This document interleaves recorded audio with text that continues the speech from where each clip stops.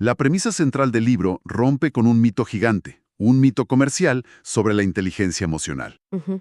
Esa idea de que ser inteligente emocionalmente es no sentir nada. Exacto.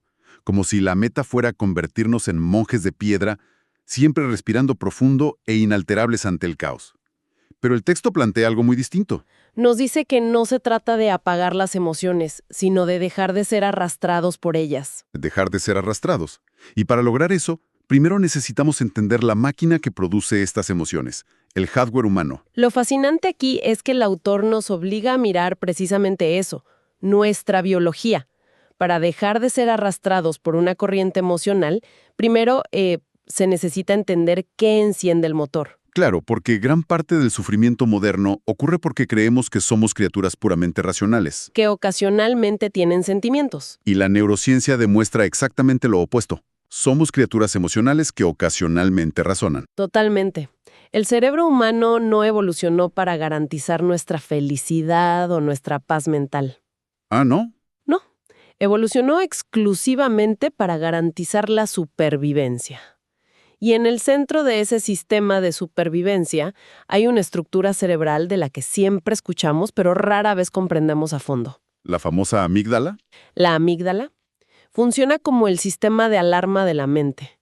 Y, digamos, el diseño biológico tiene una falla fundamental para la vida moderna. ¿Cuál es esa falla? Que la vía neuronal que procesa las emociones es un atajo directo. La información sensorial llega a la amígdala y detona una cascada de cortisol y adrenalina en cuestión de milisegundos. Es decir, antes de que podamos siquiera pensar. Exacto.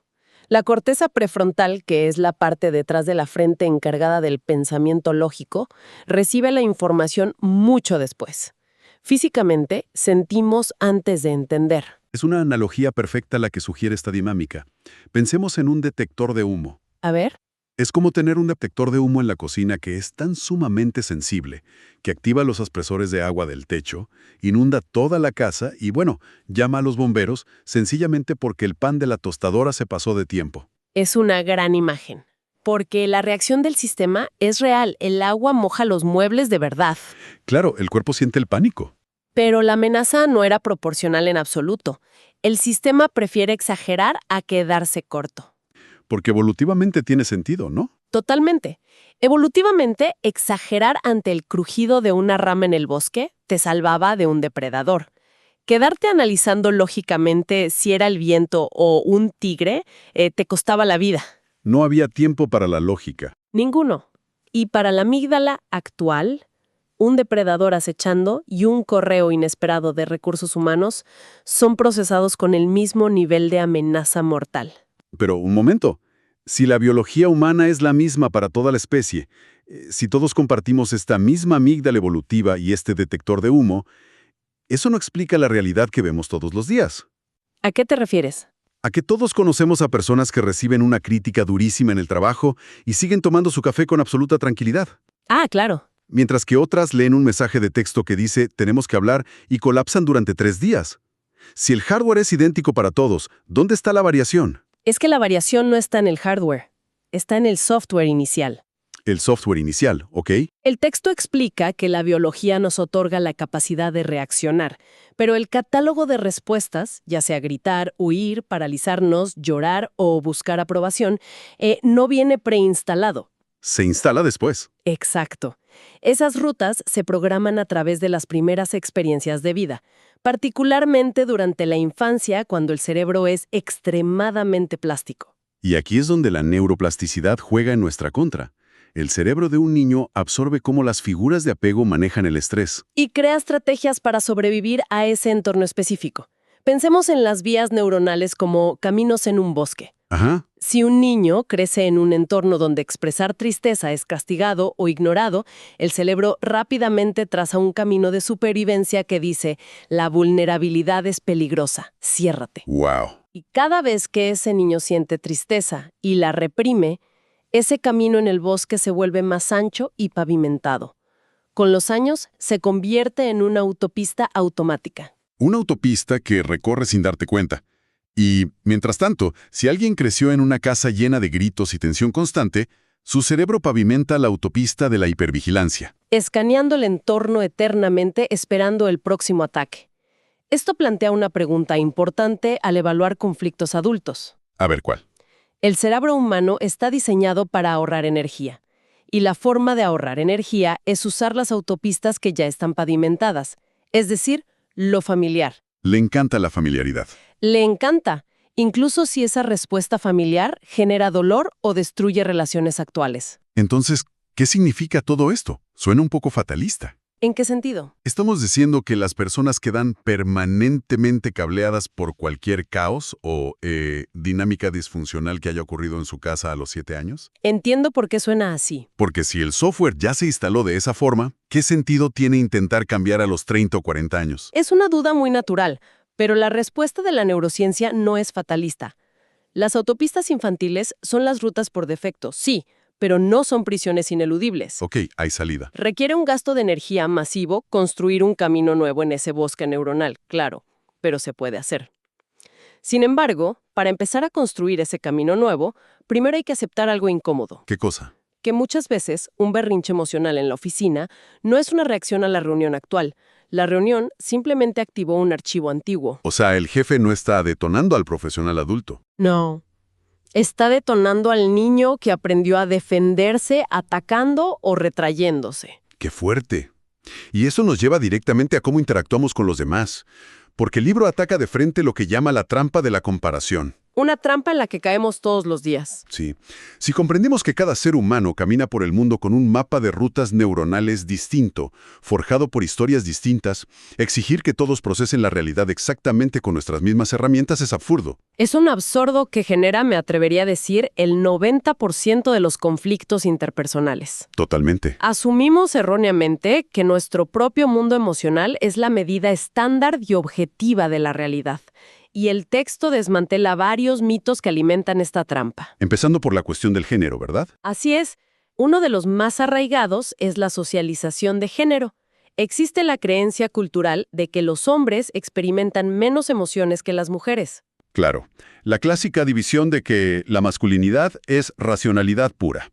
Pero la biología no respalda eso en lo absoluto.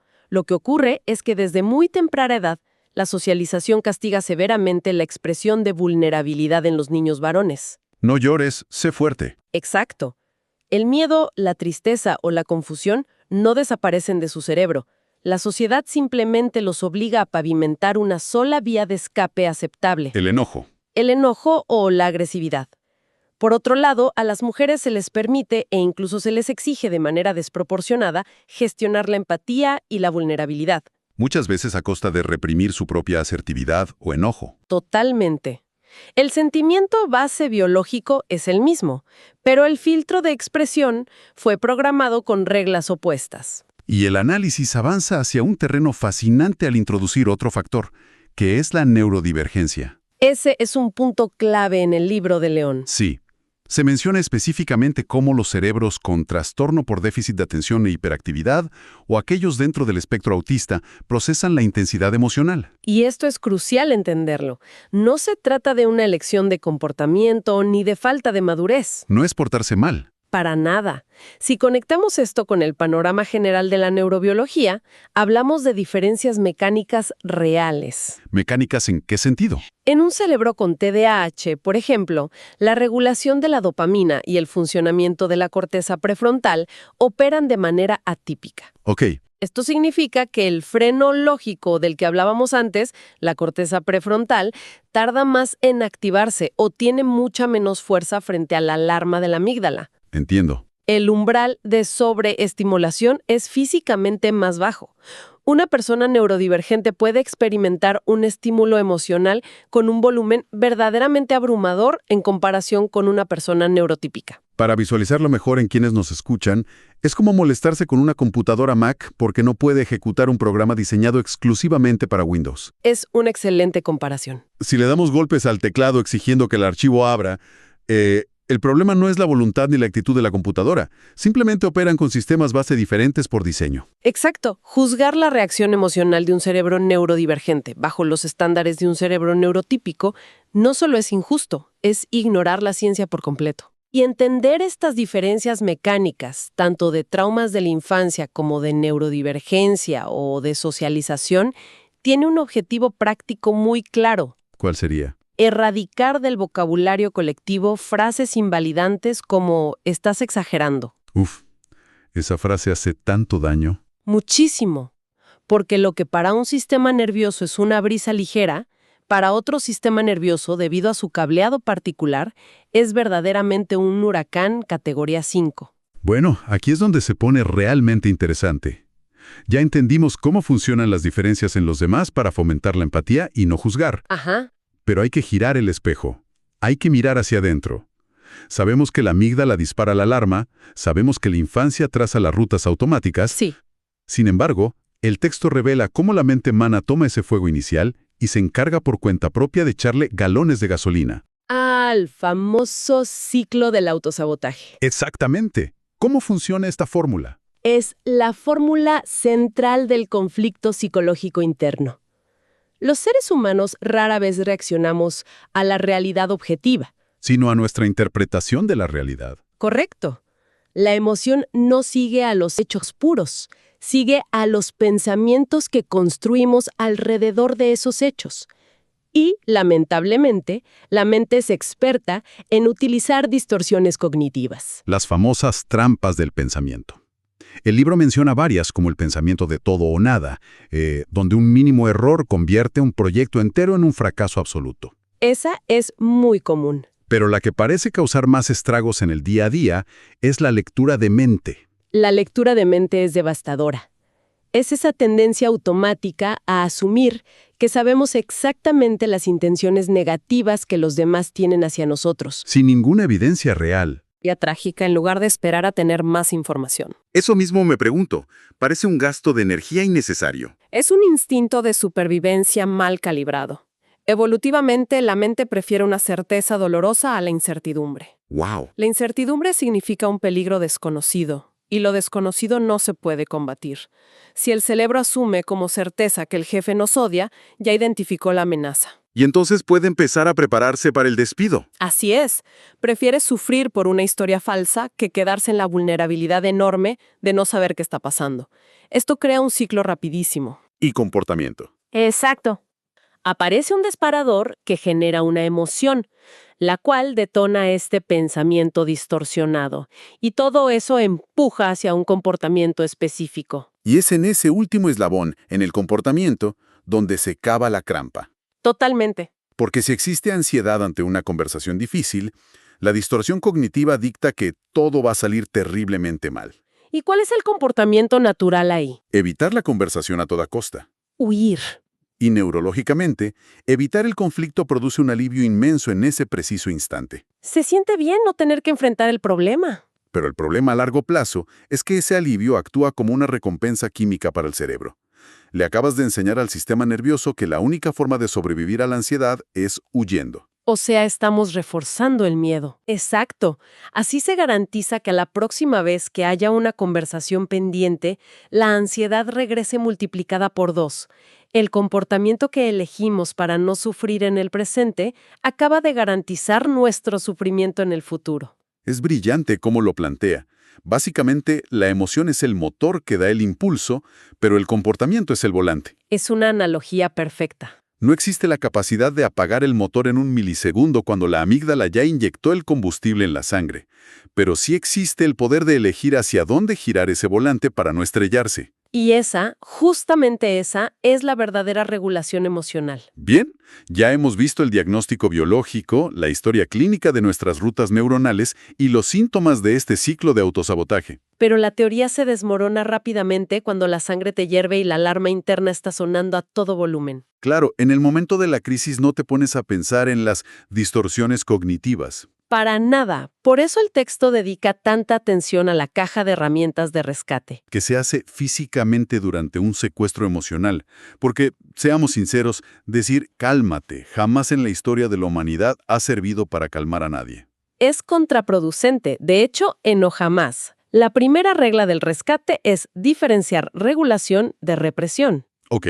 Reprimir es tragar veneno esperando que milagrosamente no te haga daño. Regular, en cambio, es procesar la sustancia, y la herramienta más inmediata y fisiológica que destaca el manual es un patrón de respiración asimétrico. A ver, explícanos esto. Consiste en inhalar durante 4 segundos, sostener brevemente el aire y exhalar muy, muy lentamente durante 6 a 8 segundos. Suena al típico consejo básico de respira profundo, pero el libro aclara que esto no es misticismo, No, es pura mecánica biológica. es ciencia. Exacto.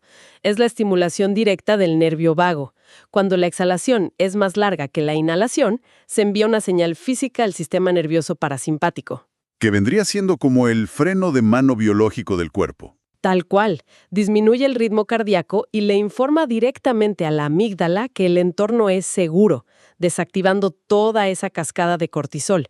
Literalmente apaga la alarma de incendios desde el cuadro eléctrico. Increíble. Y otra técnica muy práctica que expone el libro es el simple acto de nombrar la emoción, poner en palabras precisas lo que está sucediendo internamente. Lo cual tiene un respaldo espectacular en estudios de neuroimagen. ¿Ah, sí? Sí, al obligar al cerebro a buscar el lenguaje exacto para decir o escribir «estoy experimentando una ola de vergüenza e ira», la sangre y la energía eléctrica tienen que desplazarse físicamente, procesar el lenguaje. Nombrar la emoción actúa como un reductor de voltaje. ¡Wow! Y a esto se suma el escaneo interno del que habla el autor, esa pausa minúscula de preguntarse dónde se siente la tensión en el cuerpo y qué impulso está generando. Ujú. Pero hay algo clave aquí. Todo este conjunto de herramientas no busca la utopía de la perfección. La meta no es crear un escudo impenetrable donde nada te moleste o te duela. Pretender no sentir alteraciones es una batalla perdida contra la propia naturaleza humana. Es imposible. Por eso la métrica real del progreso es el tiempo de recuperación. Exacto. Se trata de ganar ese microsegundo de espacio entre el estímulo que llega y la respuesta que vamos a dar. Ese espacio lo es todo. El equilibrio emocional no es mantenerse rígido en el centro sin moverse. Es desarrollar la capacidad de regresar a ese centro mucho más rápido, reduciendo el daño colateral en el proceso. Es la diferencia entre un enojo que arruina una relación importante durante 3 días y un enojo que se procesa en 20 minutos sin destruir los vínculos. Es reconocer que la maquinaria automática siempre va a dispararse primero. Siempre. Pero la conciencia humana entrenada siempre tiene la última palabra sobre el comportamiento. Esa es la clave de todo el libro. Pues bien, hoy hemos navegado por un mapa verdaderamente complejo. Recapitulando rápidamente, quedó claro que las reacciones desbordadas no son fallas de carácter ni debilidades morales. No, son respuestas biológicas de supervivencia filtradas por los ecos de nuestras experiencias tempranas. Y que la inteligencia emocional, lejos de ser la supresión de los sentimientos, es el entrenamiento diario de un músculo. Un músculo que nos permite sentir miedo, frustración o tristeza sin que estas fuerzas tomen de rehén nuestras decisiones. Exactamente. Y bueno, para cerrar esta exploración, vale la pena detenerse en una idea profundamente provocativa que ofrece el catálogo de emociones al final del libro. Que está inspirado en la obra de Walt Whitman, si no me equivoco. Así es, porque desde la infancia, la cultura moderna nos enseña a huir a toda costa de la incomodidad, a medicar el malestar y a etiquetar ciertas emociones como negativas o tóxicas. Se nos condiciona para ver el dolor emocional como una enfermedad que debe ser erradicada lo antes posible. Y el texto argumenta que estas emociones supuestamente indeseables son en realidad información evolutiva, vital para nosotros. Son una brújula. Sí. Pensemos en la envidia, que genera tanta vergüenza admitir. En realidad, funciona como un mapa detallado de nuestras aspiraciones ocultas. Revela exactamente lo que valoramos y creemos que nos falta. Claro. El aburrimiento, del que todos escapan frenéticamente deslizando el dedo en pantallas, es el vacío cognitivo indispensable que obliga al cerebro a buscar soluciones creativas. Sin aburrimiento no hay creatividad. Totalmente. Y la culpa, a pesar de su enorme peso, es la brújula que protege nuestra integridad moral y repara los vínculos sociales. Es necesaria. Sí. La vida, como ilustran los poemas de Whitman que cierran el manual, es un tránsito continuo entre el desierto y el oasis. Nos derriba para enseñarnos los límites y nos levanta para mostrarnos el potencial. ¡Qué gran reflexión! Y la pregunta que queda resonando para todos quienes nos escuchan es, ¿Qué sucedería si la sociedad dejara de intentar anestesiar precipitadamente la incomodidad? Cambiaría todo. ¿Qué pasaría si empezáramos a ver cada emoción aguda como las coordenadas exactas que necesitamos para navegar la complejidad de la experiencia humana, evitando que la existencia se reduzca a un silencio plano y mediocre? Es una invitación poderosa a vivir con intensidad. Así es, vivir con intensidad pero sin perder el control del volante. Agradecemos profundamente su compañía en este análisis minucioso. Queda abierta la invitación a observar esa alarma interna con curiosidad en lugar de juicio y a reclamar la autoridad sobre nuestras propias decisiones. Hasta una próxima oportunidad.